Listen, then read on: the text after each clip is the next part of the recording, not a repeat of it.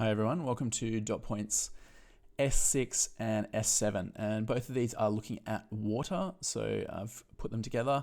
We're investigating using secondary sources of, we're investigating using various sources of water and the appropriate management of them, and also describing legislation, government regulations, and licensing on the availability and use of water.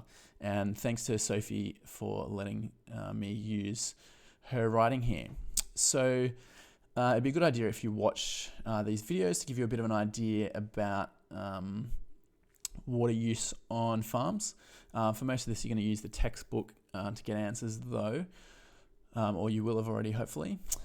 So basically, we're going to have a look here at a bit of an overview of water in Australia, and then we're going to look at ways that it's applied and also its management. So first of all, water needs to be shared. All of the water in Australia needs to be shared between these uses. So we've got 10% used for urban, 10% used for mining, 60% of water in Australia is used for agriculture, and then we have 10% for industrial and 10% for environmental. So you can see that by far and away, agriculture is the largest user of water. So it is quite heavily regulated. The government, regulates it, and there's a lot of laws about it. It's quite contentious, and people have to pay money to have a license to pump water, and those licenses are worth a lot of money because that irrigation, that water can be turned into money through growing crops and animals as well. So having sustainable management of water helps you increase your yields because you need to have water and it needs to be sustainable to be there so that you can actually keep doing it. And if you have a permanent entitlement to water, it means you get a kind of ongoing share, a guaranteed amount of water. But you might have just a seasonal allocation of water where you just get an amount of water per year depending on how much rainfall there's been. So depending on, if there's been, you might have a 1,000 megaliter license for water each year, but if there's only been half of the normal rainfall for that year, you might only get, say, 500 megaliters to pump that year. And so that's what a seasonal allocation is. So each market has its own water constraint, and the water is divided up into the catchments. And this image here, which you'll see in this video, lists each of the different catchments in Australia where water falls. Basically, a catchment is an area where if water falls in that area, it all ends up in the same river. So each of these kind of catchments has their own unique kind of river system where the water ends up flowing to. And basically, water is traded within each of those catchments. So the water doesn't really flow much between the catchments as such, but it mostly stays within catchments. So water licenses can be traded within catchments. People can buy water off other people if they have a license for it, but you can only pump what your license says that you're allowed to, or the maximum that you've been allocated for that year. This is an example of a type of irrigation, which is spray irrigation, which we're going to look at in a second. But speaking of trading water, we have about 5,800 gigalitres of water traded in Australia each year, which is an absolutely enormous amount of water. It's hard to fathom how big that is, but you could have a look up how much that is compared to, say, Sydney Harbour. But it would be multiple Sydney Harbours. It's an enormous amount of water. Okay, so firstly, the first dot point, S6, we're looking at water management and the sources of water, where water actually comes from is what we're talking about here. And so under water management and sources of water, why do we need to actually manage water? It helps to manage pasture and crops, commercial orchards, gardens, and provide water for livestock. So those are the obvious uses we have for water. And it allows us to grow plants in areas where it's not, where we couldn't normally grow them because we're providing water, and plant pastures at a higher seeding rate than we would normally do, which helps support livestock.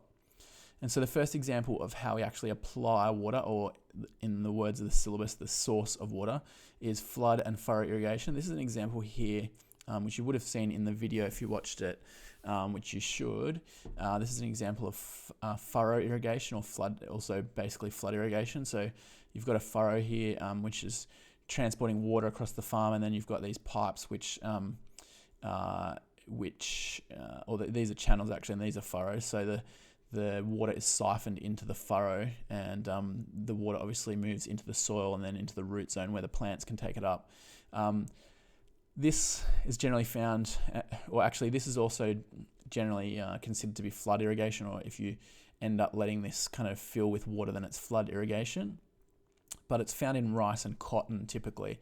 They're the main crops really in Australia where we use flood irrigation. It allows water to be supplied to pretty flat land pretty cheaply. You don't have to have much infrastructure to do it.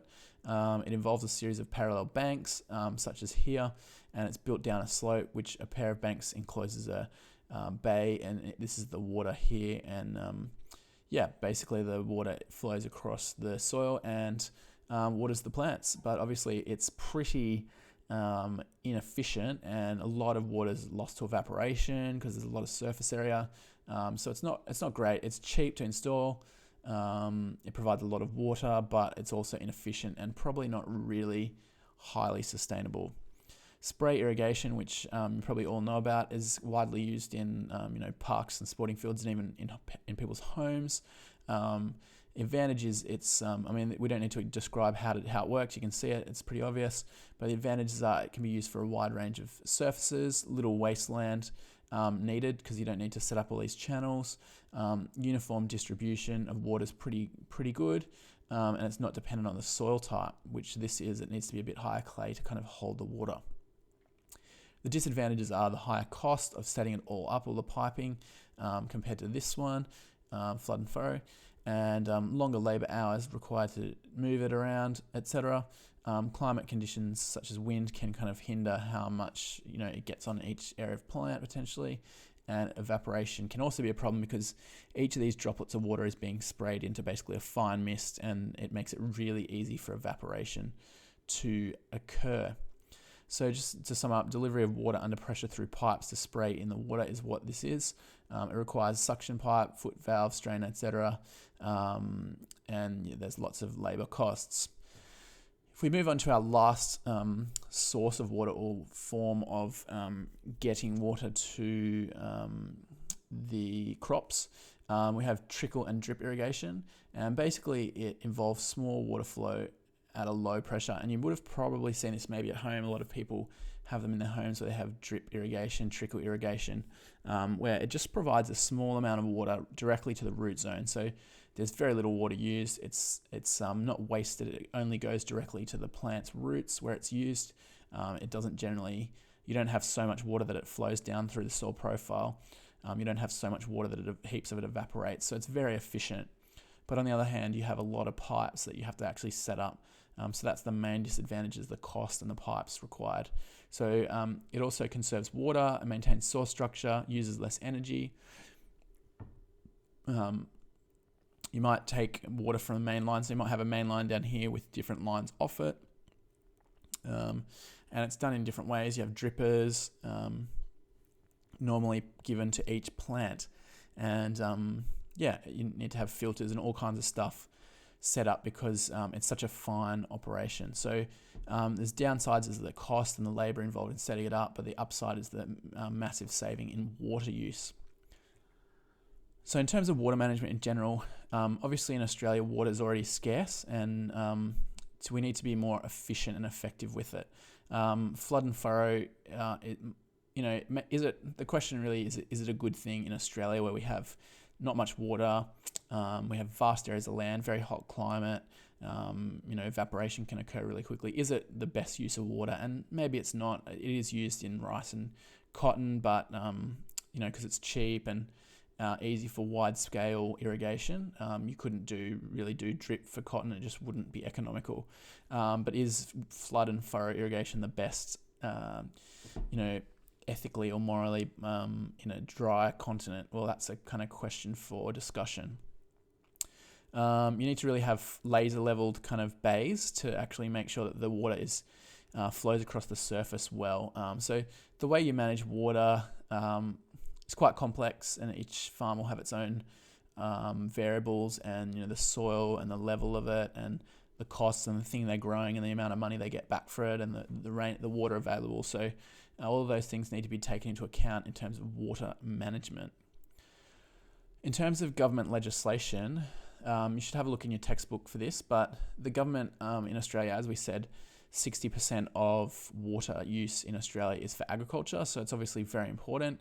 And the government legislation, the purpose of the legislation or the law is to restrict water use by individuals so it can be used fairly for many uses. An example we've already given an urban mining environment. So really the government needs to make sure that there's water available for all of the different purposes that we have in Australia. And so the legislation also is an attempt to try and keep water clean and maintain the quality of the water, so there's not people polluting the water in large amounts or unnecessarily affecting the people further downstream and that use it later on. Water is allocated by licenses. So basically, it's kind of rationed in a way. Like you're given a license for a certain amount of water, and you can actually sell that license. So if a farm, for example, there's a story on Landline just recently where one farm who was growing cotton, they had a large license for a large amount of water on their farm, and they could pump lots and lots of water out of the river for their cotton because needs a lot of water. But they decided to get out of cotton and move into sheep where they needed a lot less water. So they sold their license to another farm or farms, and they got $78 million for it. And that's because as long as they're in the same catchment, you can sell your water to other people and other people can use it if you don't need it. So that's trying to be more efficient with the water that we have and get it to be used where it's needed rather than just where people have a license when they don't need it. So the regulations on that note encourage farmers to be more efficient.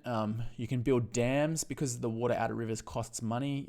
Farmers are then encouraged to build dams on farm, and they can harvest rainfall. So you can harvest about 10% of the rainfall that falls on your property. The rest kind of has to be let to flow through, and it basically encourages farmers to be more efficient with their water by making people pay and limiting the amount they can take from rivers.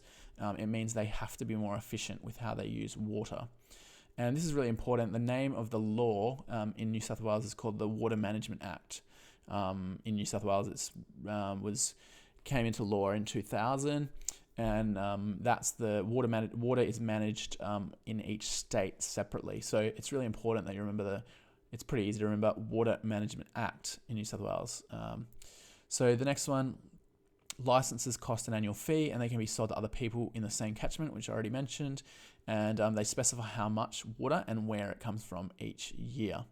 And then the last one, the entitled amount of water under a license changes each year depending on rainfall. For example, if your license is 100 megalitres and your allowance that year is 50% due to lower rainfall, you can use 50 megalitres. So your license might be for 100 megalitres, but there hasn't been much rainfall that year, so there's not much water in the river. So the government says you have a 100 megalitre license, but this year you're only allowed to use half of it because there's just not enough water in the river.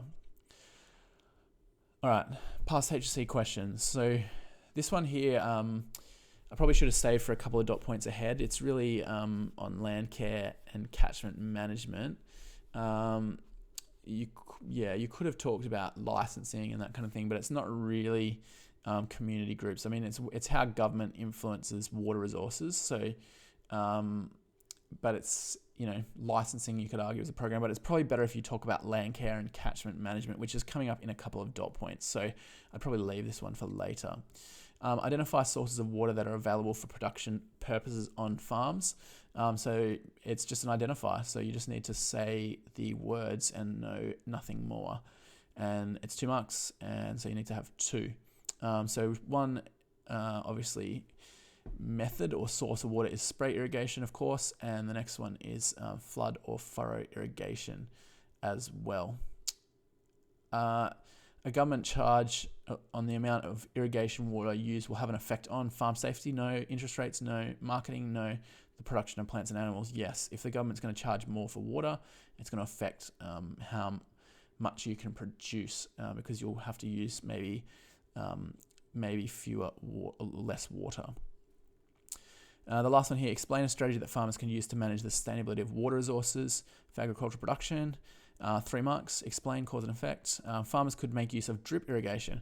This significantly reduces water consumption and hence sustainability of water as water is only applied directly. This is the effect here from the cause.